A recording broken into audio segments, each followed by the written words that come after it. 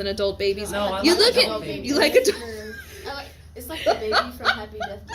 He was an adult baby. The adult babies. So when they lead out, No, not boss baby. so when they lead out the mature offspring of the race, or when they when they stuff. So I just showed you the video. Yes. Mm-hmm. When they stuff the liquid honey and they stretch the cells with sweet nectar. Okay, so remember, this is a little bit of a hysteron proteron because the nectar goes in the cells and like the nectar, no, it's not.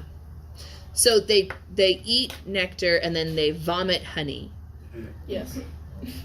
Yeah. Okay. All right. So when you eat honey, you're actually eating delicious bee vomit.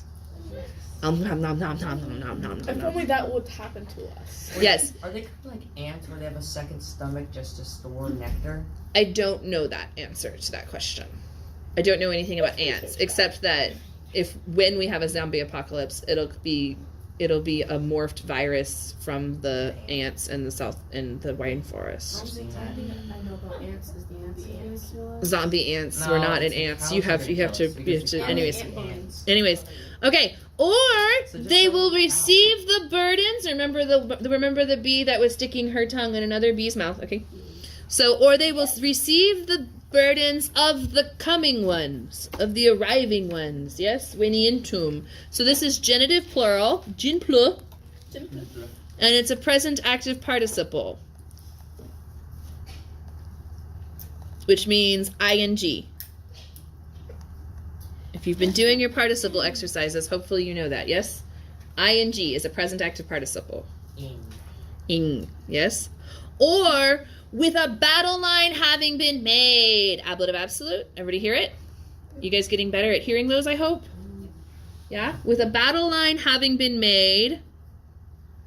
Wait. Okay, they verb. Arcant. They keep off.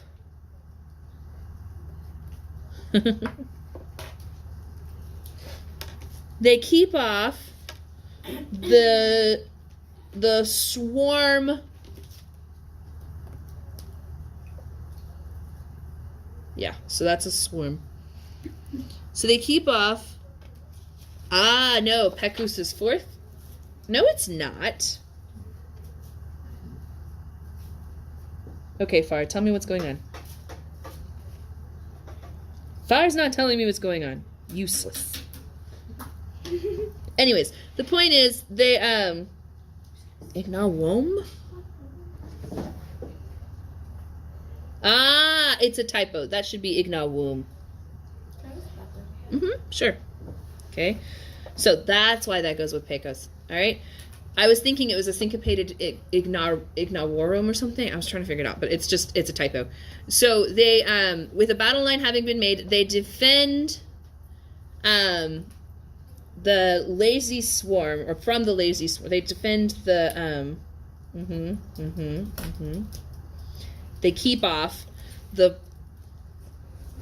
they make them stay away, the drones. I don't remember how it says it in the Latin cheaty book, but they make them stay away. So they won't take the honey. Yeah, so they won't take the honey because they're drones and they're useless and you're only here to fertilize the queen and then go away. Okay? Give the queen her babies. Yeah, they die right afterwards. Okay, yeah. So, and they drive away from their hives, the drones, an idle flock. Ah, it's an appositive. That's right. Okay.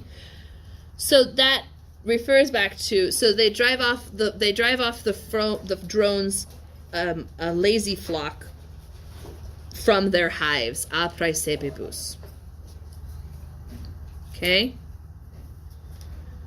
The work fervit, right, goes on busily. Okay, or boils if you prefer. And if you've ever seen a lot of ants, or not ants, a lot of bees on top of each other, it does kind of look like boiling. Yes? Like boiling water when you have all the bubbles rising to the top. Okay. That is how they kill wasps. No. They get around them and they superheat them and then they die. It's also how they keep warm in the winter. Bees, so the honey they're storing is actually so that they can survive through the winter, right? Okay, because there's no flowers in the winter, so they store the honey. That's why they're dying. No, they're dying because pesticides. Humans. Yay. There's also a theory, but the pesticides is the strongest theory. But there's also a theory about cell phones. But pesticides that we use to kill other insects are specifically designed to attack the part of the brain that knows what to do with location. And bees survive entirely based on knowing where they are. So if you destroy their inner compass, they all die. So they think that's what was causing the colony collapse. This specific pesticide that has just recently been allowed again. That it was the cause of losing the bees. It's not, we can't confirm it because we can't, like, there aren't enough bees for us to take them and, like, put them in a place and then spray them with, it's just, and it's also unethical. Anyways.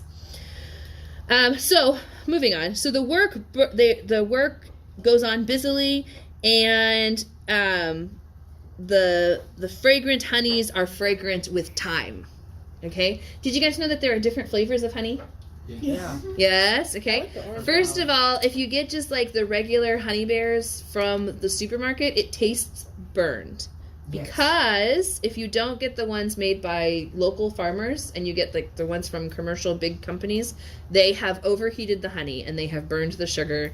And if you know better, you can taste it. I remember in college, we had like a little student store and I was really homesick, so I thought I'll just go get some honey and eat a couple spoonfuls and be fine.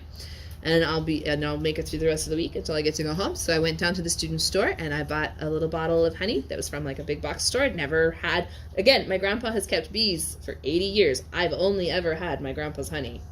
Okay? So I get this foreign honey that is not my grandpa's, and I fill my spoon and I stick it in my mouth, and it was like eating burned sugar. Because it was burned sugar. And then I gave it to one of my former friends. Hey! And then, love you too! And then I gave it to one of my former friends, and I was like, here. She was a friend at the time. I was like, here, you can have this. And she's like, what? You think it's not good enough for you and it's good enough for me? I'm like, you don't know any difference. So here, you can have my burned honey. So, all that to say, shop local when it comes to honey. There's like a local. Yes, right here. yes. So, all of those things. Anyways, so then he goes on to say, oh, fortunate ones whose walls are now rising. Okay. Aeneas spoke, and suspicit, and he looks up at the footprints of Fastigia. No, not footprints. That would be Westigia. Fastigia is the summits. He looks up at the summits of the city, and infert, he carries on. He carries himself, having been hidden, Cyptus, right? Having been enclosed with this cloud. Okay, so this is ablative. And then I want to talk about mirabile dictu. All right, so that's the supine, right? And dictu is actually an ablative. So you could literally translate it marvelous in the saying, but idiomatically, everybody translates it marvelous to say. Right? Okay? So you could do both. You could do like marvelous to say and then in brackets in the seeing, because they give you points for what you have correct. They don't take away points for what you have wrong. Does that make sense? Okay? So if you put both and like they're only accepting one and not the other, which they shouldn't, but if they do, then you can hedge your bets, like marvelous in the saying, and then you could put in brackets to say. Right? Okay? So, but that's really, really cool. Supine! I don't know why I get so excited when I see a supine, but I get really excited when I see a supine. And then through the middle, he mixes with the men, and he mixes with the men, and he is discerned by none. And uli is an antiquated form of ili, I think. No, I'm wrong. He is not discerned by any. There we go. Okay. All right. Oh, that was good timing. Did you guys learn a little bit about bees today? Yeah. It's one of my favorite passages.